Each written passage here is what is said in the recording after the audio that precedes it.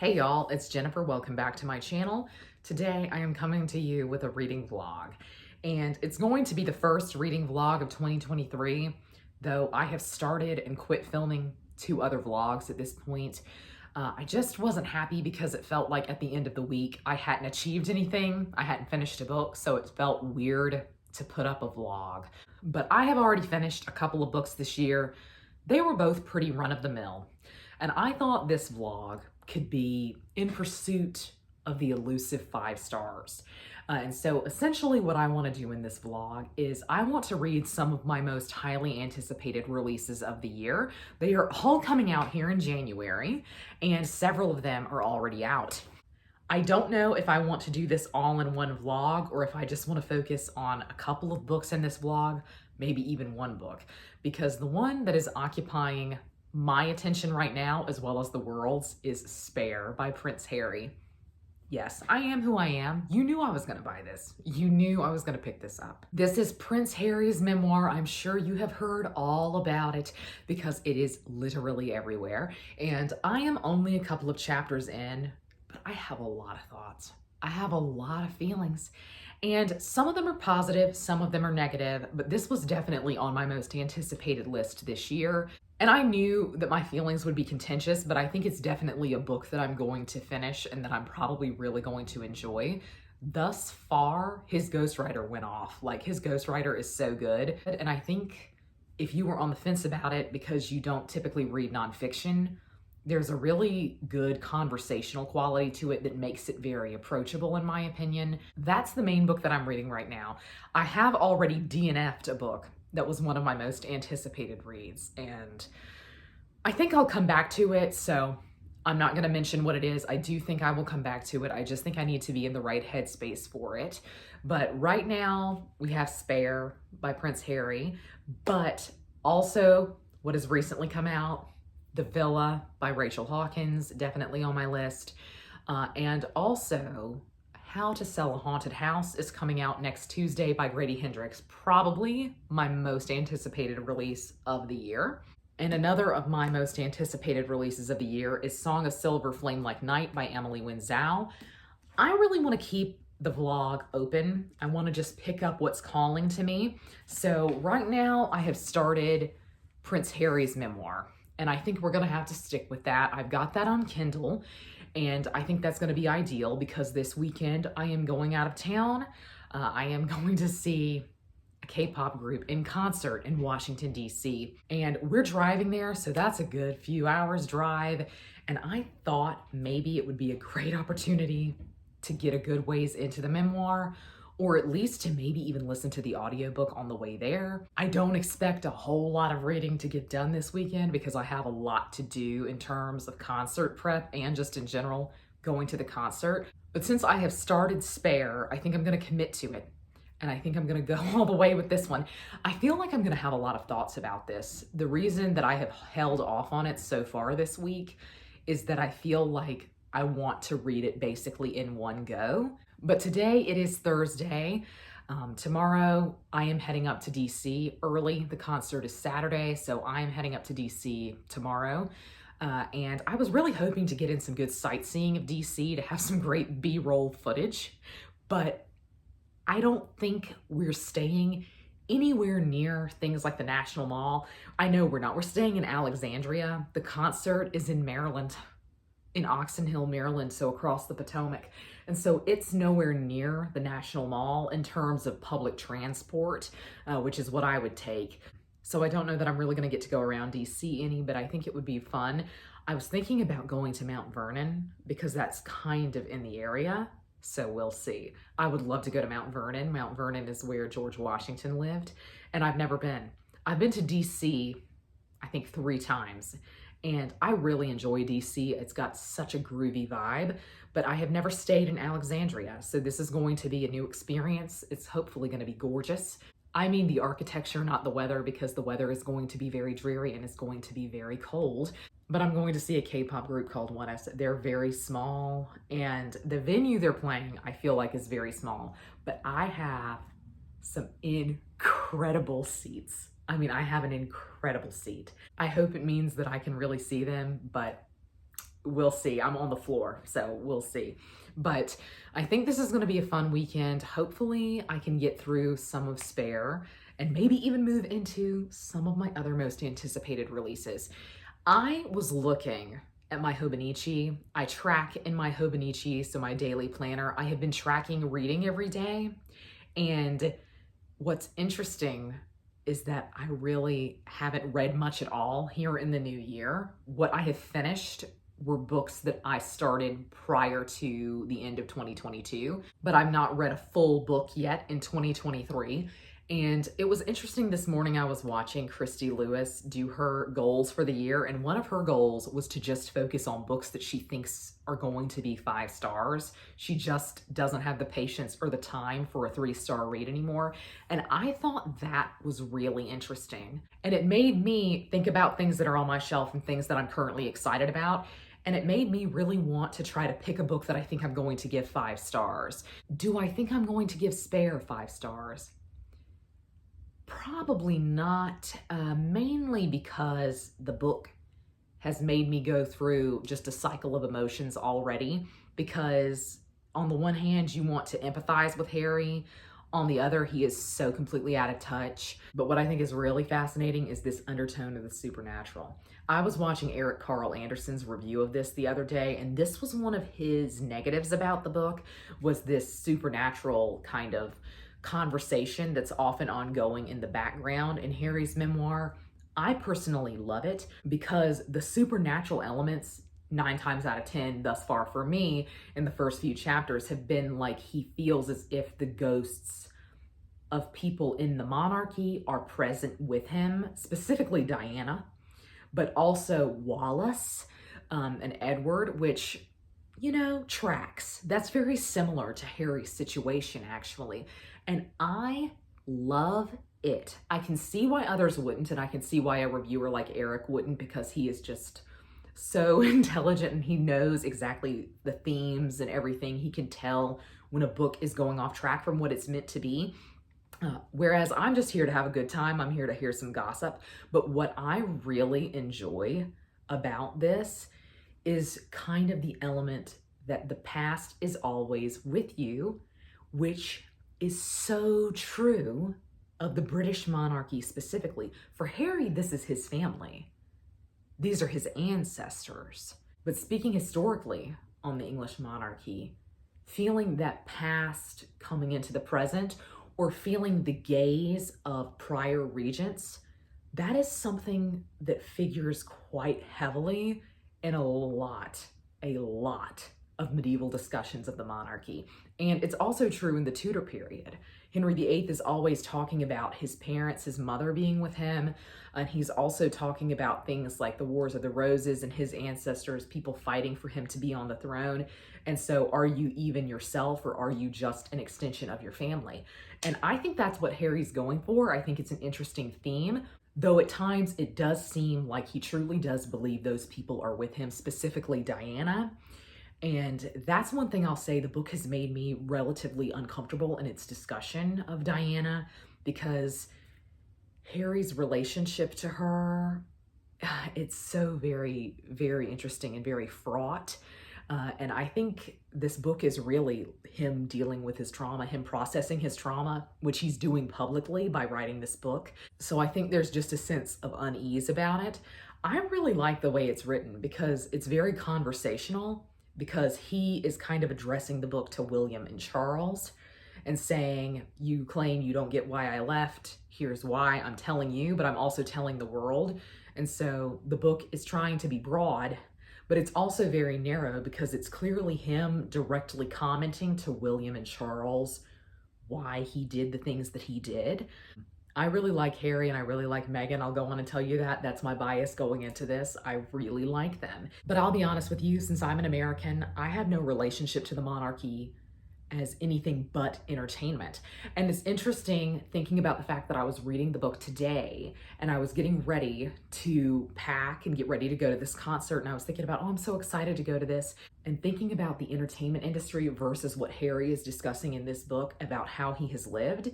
It is so fascinating because essentially you have been put on view your whole life. Your entire life is you being entertainment for others, and your entire life is something that millions of people discuss. So you have to watch what you do and watch what you say. It's interesting that I was thinking about that today, thinking about going to a K-pop concert, because in K-pop, they structure not only the music, but they essentially manufacture the personality of the idol. And it makes me think, if you go off script, if you act a certain way in public that is not your assigned character, that is not how the public thinks you should act, what does that look like for you? It's not good. And that to me is the basis largely of Spare. I could really dig into this. I just think this is really fascinating, and I think the entire culture and conversation around the book is interesting. To be honest, what has been more interesting for me with Spare has been the conversations that everyone else has been having. It's not even been the book. It's even been Harry in interviews. I think Harry in interviews is more interesting than he is in this book. And if you wanted somebody from the royal family to write a memoir, I don't think you would have picked Harry. I personally would have picked Charles. I know people think Charles is a bore, but Charles is also at heart a history major, and I just think his perception of events would be interesting to read, because I think he would try to put himself at arm's length from it. And that is something about Harry that's interesting. He has mentioned in interviews that he has watched The Crown, and thus he has fact-checked it. But he said in one of these interviews just this week, but I'm glad that The Crown is made. That's why history is history. This is just my perspective on it. And so I feel like he's very self-aware that this is just his story. It's not him leaking everything about the monarchy. So I'm interested to see more about this. But anyways, I have a lot to get done tonight. I have to get ready for the concert. I've got to pack my bag. We have to, I think, carry a clear bag into the concert venues. It's been, I'll tell you, it's been almost 8 years since I went to a concert. The last concert I went to was Fleetwood Mac in 2015. And it was awful. I'll go on and tell you that. Their sound was so bad. I think it was the venue. It certainly wasn't them, because Stevie Nicks still sounded incredible. But that's the last concert I went to. It was almost 8 years ago in 2015.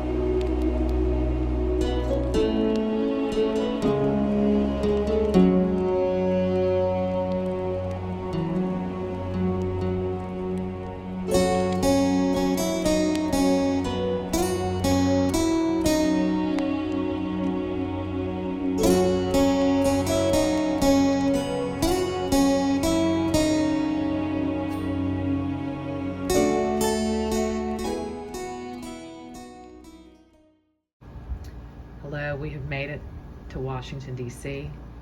This is the hotel room, very standard hotel room. 2 beds. We have a nice little mini fridge, a microwave, and a massive TV. It's a pretty nice hotel room. Hello, welcome to the hotel bathroom. I am getting ready to do my makeup for the concert. Concert's at 7:30. Right now it's 4:30. I'm kind of running behind, let's be honest. But I wanted to go on and do some reading updates while I put a little bit of makeup on. I never wear makeup. I wear makeup twice a year. And I'm sure this is going to be one of 2 times that I wear it this year. So the products that I'm using are out of date. And I don't know how to use stuff like this at all. Those of you who are makeup gurus will probably say, Jenny, this is not for concealer. you're not dealing with the top brass. I don't know anything about makeup, but one thing I do need is concealer for these dark circles.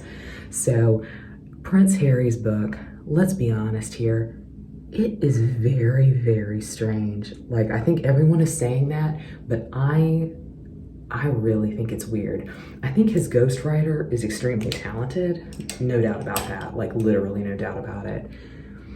But one thing that has really, really gotten under my skin has been like this moment about him wearing the Nazi uniform. This is one of the big things of controversy in Harry's life, is that he wore that Nazi uniform at a party one time.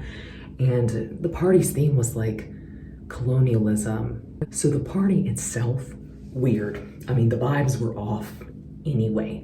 But he is like, oh yeah, I wore this because Kate and William told me it was super funny. And I should absolutely wear that because it would be so funny. And so he kind of casts the blame on them for that. You know what, Harry? Here's my issue. This is, I think, indicative of the whole book and indicative of him. You know, if a friend of mine came up to me and was like, hey, we're doing this stupid party that's themed around colonialism, you know, and we think it would be super funny if you wore a Nazi uniform, I'll tell you what I would say. I would say, no. It's super simple. I would just say, no. Nobody held a gun to his head and said, hey, you have to do this or else. No one told him that. So I just think it's weird that he wanted to cast the blame on them. But, you know, it tracks. That's the whole book. The whole book is, I did something stupid. And really, though, it's not my fault because somebody else told me to do it. Actually, it's my family's fault. Actually, it's the firm's fault. So none of this is Harry's fault. I know y'all are thinking that this concealer is way yellow, and it is. I got this in Italy years ago. It's from Kiko, and it is the palest that they had, and it's still not pale enough for me, but once my foundation is on, it looks really good. I promise you it does. So my foundation is Korean. I don't really know the name of it.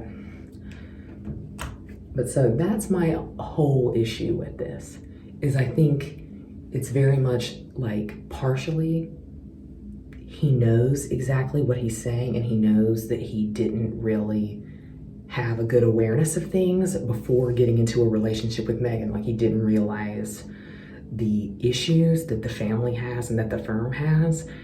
I think that's valid, and I think it's probably truthful, and I honestly commend him. Truly I do. I honestly commend him for being honest about that. But at the same time, he places the blame on other people, so it's still not his fault.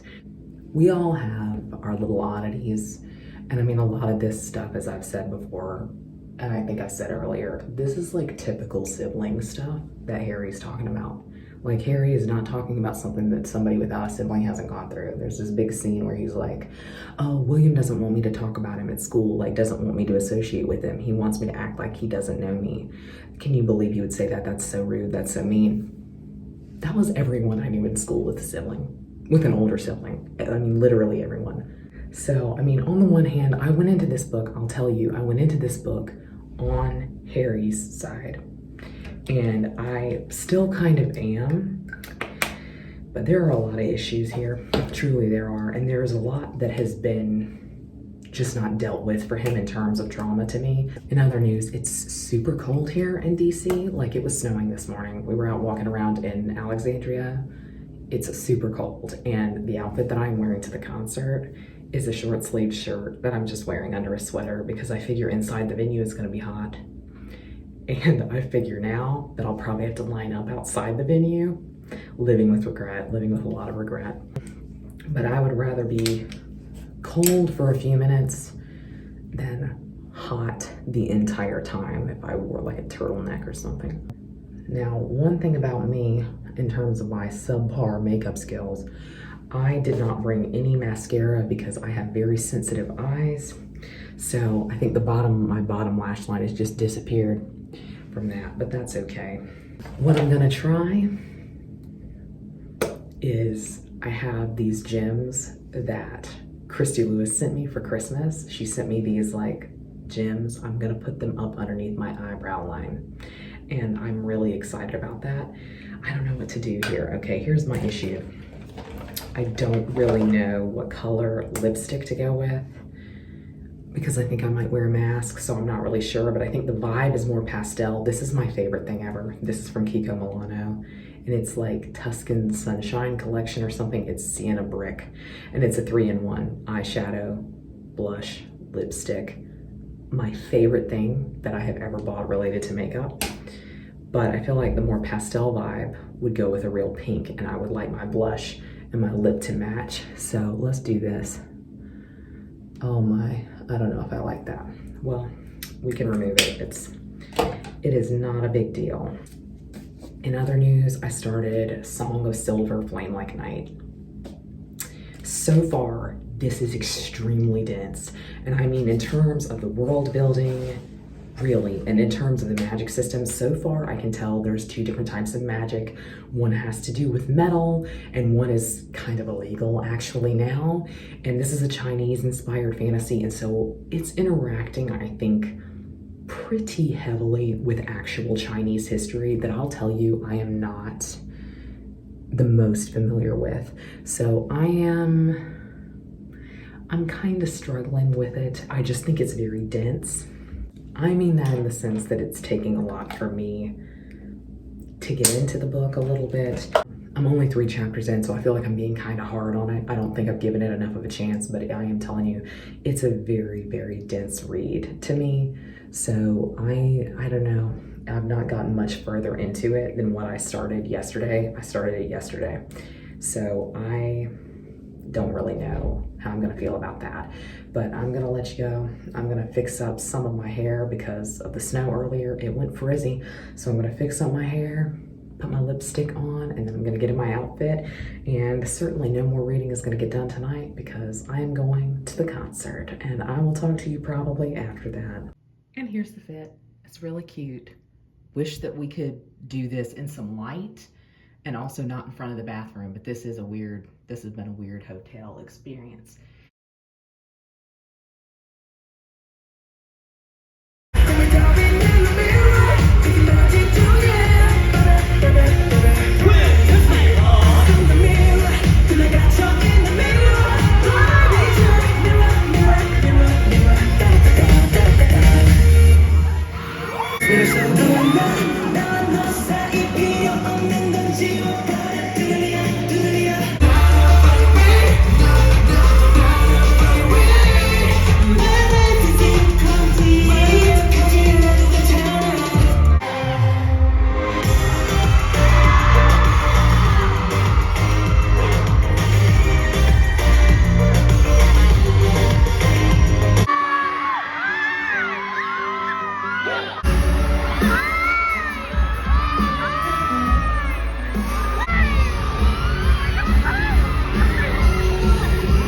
Hello, we are now home.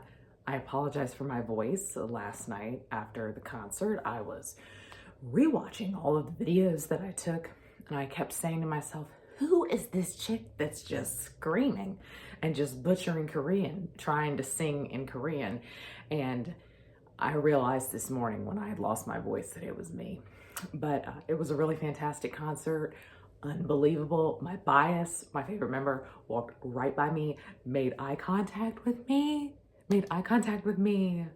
and another member walked by me, and I did a little heart, and he completed the heart. It was just amazing. I really had the best experience of my life, like the best time at the concert, because it was one of those concerts where everyone really wanted to be there. It's not like a thing where I noticed many people were dragged to seeing them. But we woke up really early this morning and went on and came home. And so, as you might can imagine, I am very, very tired. I mean, very tired. But I wanted to update you on Spare. My feelings on this are getting more negative as the book goes on. My thing is that thematically, I think the book is discussing a lot of really interesting things. And I think Harry specifically is touching on institutional conversations that I think are really important to have. But at the same time, I feel like he is so out of touch in how he talks about things. And I think maybe that's because the book is functioning kind of double fold. It's functioning as kind of a tell-all memoir of his life, but it is also kind of giving his family the reasoning for him wanting to leave. And I think that means that tonally the book has a lot of problems because it doesn't necessarily know what it wants to be. It doesn't really want to be what feels like a serious memoir to me. And that's because so much of it just feels generally petty to me. But at the same time, it does feel like it's trying to have really big, important conversations. And so it feels just like there's like a tonal disconnect for me with the book.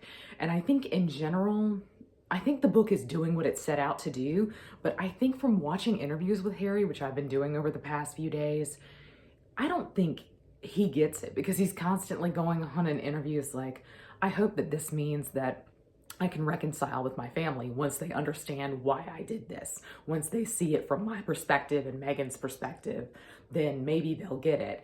And I'm like, Harry, the things you have said about them, specifically the things you have said about William, say to me that they really can't even acknowledge you.